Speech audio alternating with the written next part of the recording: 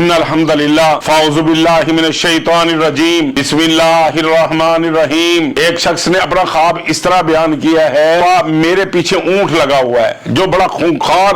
اور بڑا ایک خوفناک اونٹ ہے، میں جدھر بھی جاتا ہوں وہ میرے پیچھے ہے، میں گلیوں میں جاتا ہوں میرے پیچھے ہے، میں محلے میں جاتا ہوں میں چھپنے کی کوشش کرتا ہوں، میں مکان کی چھت پہ آ گیا ہوں وہ میرا پیچھا کر رہا ہے، میری جان نہیں چھوڑا اور میں بڑا پریشان ہوں، انتہائی پریشان ہوں۔ محترم بھائی، اس کی تعبیر یہ ہے کہ اللہ تبارک و تعالی نے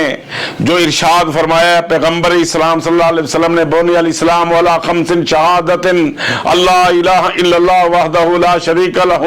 واشہد ان محمدا عبدہ ورسولہ واقام الصلاۃ وایتاء الزکاۃ والحج وصوم رمضان۔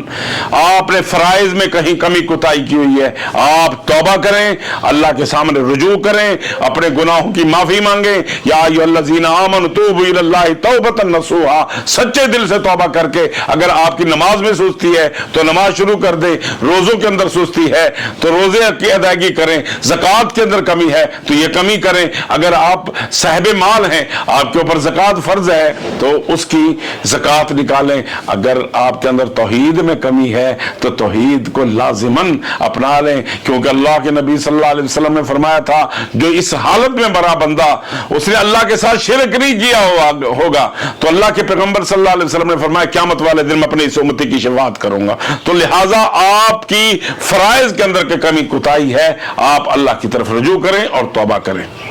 جزاکم اللہ احسن الجزا۔ جی